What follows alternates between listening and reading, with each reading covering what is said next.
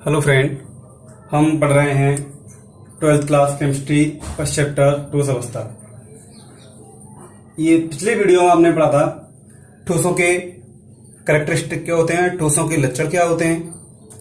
उसमें हमने अक्रिस्टली और क्रिस्टली ठोसों के बारे में जाना। उससे आगे क्रिस्टली ठोसों का अंतरा आणविक बलों की प्रकृति के आधार पर वर्गीकरण किया गया है। तो ये मुख्यतः 4 प्रकार के होते हैं: आणविक ठोस, आयनिक ठोस, धात्विक ठोस और स्वसंयोजक ठोस। आणविक ठोस होते हैं, उनको फिर से 3 भागों में बांटा गया है। पहले अध्रुवीय ठोस, दूसरे ध्रुवीय ठोस, तीसरे हाइड्रोजन आवंधित ठोस। अध्रुवीय ठोस क्या होते हैं? वे अणु जिनमें अणु की प्रकृति अध्रुवीय होती है। अध्रुवीय कौन से? यानी जिनका डायपोल मूवमेंट द्विध्रुव आघूर्ण म्यू कैसा हो? 0। उनको हम क्या कहते हैं? अध्रुवीय अणु। दूसरे तरीके से कह सकते हैं वे यौगिक जिनमें विद्युत ऋणात्मकता का अंतर बहुत कम होता है।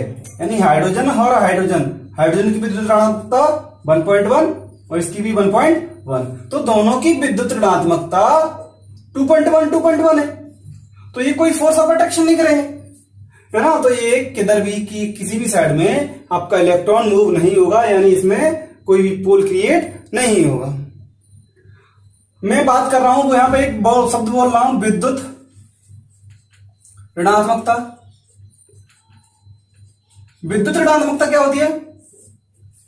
शेयर पेयर इलेक्ट्रॉन को अट्रैक्ट करने की पावर। यानी कोई भी यौगिक होता है उसमें सहसंयोजक बंध होता है, उसमें साझे के इलेक्ट्रॉन को अट्रैक्ट करने की जो क्षमता होती है उसको हम कहते हैं विद्युत ऋणात्मकता। तो जब ये 2 तत्वों की ज्यादा हो जाएगी तो इसमें पोल क्रिएट हो जाएंगे, ध्रुव क्रिएट हो जाएंगे। तो ऐसे यौगिक को कहते हैं ध्रुवीय, और जिसमें ध्रुव क्रिएट नहीं होते उसको कहते हैं अध्रुवीय। H2, I2, Cl2 इसके एग्जाम्पल है। ध्रुवीय में आपका आ जाएगा HCl। तो यहां पर क्या होता है? हाइड्रोजन की विद्युत ऋणात्मकता 1.1, क्लोरीन की 3.5। तो यहां से क्लोरीन के ऊपर पार्शियल नेगेटिव चार्ज, हाइड्रोजन के ऊपर पार्शियल पॉजिटिव चार्ज। तो यहां से इसमें ध्रुव क्रिएट हो गए, पोल क्रिएट हो गए, इसलिए इसको बोलते हैं ध्रुवीय ठोस और अध्रुवीय ठोस। दोनों में अंतर समझ में आ गया होगा। अब ध्रुवीय ठोस के बारे में देखते हैं। इस प्रकार के अणु अध्रुवीय सहसंयोजक बंधों से बनते हैं, यानी जो बॉन्ड होता है सहसंयोजक होता है लेकिन अध्रुवीय प्रकृति का होता है, और इनके मध्य में ध्रुवल परिक्षेपण बल या लंदन बल लगते हैं। यानी ये बहुत ही वीक फोर्स होते हैं इनके बीच में लगते हैं। इसके आपके एग्जांपल है H2, Cl2, I2। ध्रुवीय ठोस में ये ध्रुवीय सहसंयोजक होते हैं। इसमें जो बॉन्ड होता है, बंध होता है, वो ध्रुवीय सहसंयोजक बंध होता है। ये अणु द्विध्रुव यानी डायपोल मूवमेंट, क्योंकि एक नेगेटिव पॉजिटिव दोनों पोल हो गए, दोनों के बीच में इनके बीच में अन्योन्य क्रिया होती है, यानी फोर्स ऑफ अट्रैक्शन लगता है, जिसके द्वारा ये बने रहते हैं। इसमें आपका HCl, SO2, NH3 इसके बेस्ट एग्जांपल है। आपका थर्ड पॉइंट है हाइड्रोजन आवंधित ठोस।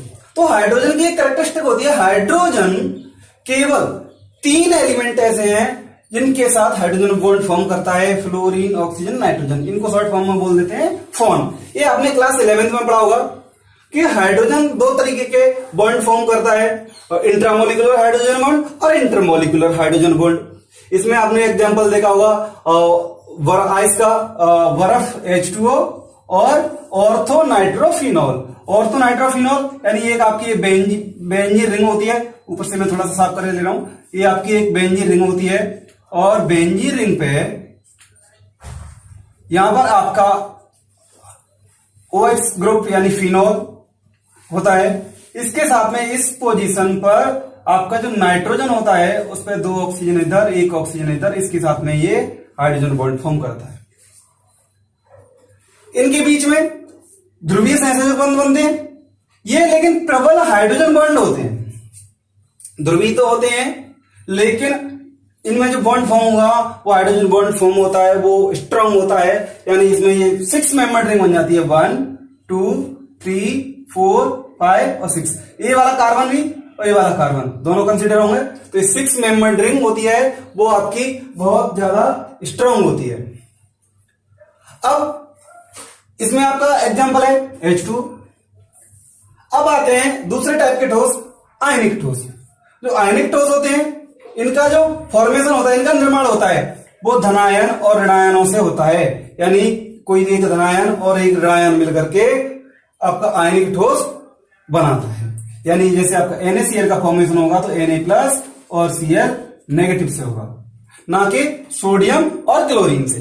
तो ये आयनिक कंपाउंड होते हैं, आयनिक ठोस होते हैं ये, और इनके गलनांक और क्वथनांक बहुत अधिक होते हैं। इनमें ये गलनांक और क्वथनांक अधिक होते हैं। अगली आती है धात्विक ठोस। तो धात्विक ठोस में जो धातुएं होती हैं उनसे इलेक्ट्रॉन लिए होते हैं। ये मुक्त इलेक्ट्रॉन व धनायनों का व्यवस्थित क्रम है। यानी धनायन, धातुओं के धनायन और इलेक्ट्रॉन आपस में कंबाइंड होकर के धात्विक ठोस बनाते हैं। इसमें आपकी सभी धातु आती हैं, कॉपर है, जिंक है, ये सभी धातु धात्विक ठोस हैं। ये विद्युत के अच्छे सुचालक होते हैं। लेकिन जो आयनिक ठोस होते हैं वो आपका विद्युत का चालन केवल और केवल गलित अवस्था में, घुली हुई अवस्था में ही विद्युत का चालन करते हैं, और आपके आणविक ठोस विद्युत का चालन नहीं करते हैं। सबसे एंड में आपका रह जाता है सहसंयोजक ठोस। तो सहसंयोजक मध्य के बीच में प्रबल सहसंयोजक बॉन्ड होते हैं, यानी शेयरिंग से ही बॉन्ड फॉर्म होता है, और ये बहुत स्ट्रांग होते हैं। जिसमें आपका फॉर्म होता है डायमंड और हीरा और ग्रेफाइट। हीरा, ये भी सहसंयोजक आपके विद्युत के कुचालक होते हैं, लेकिन अपवाद स्वरूप जो आपका ग्रेफाइट है, ग्रेफाइट विद्युत का चालन करता है due to free electron. Free electron की उपस्थिति से ये विद्युत का चालन करता है।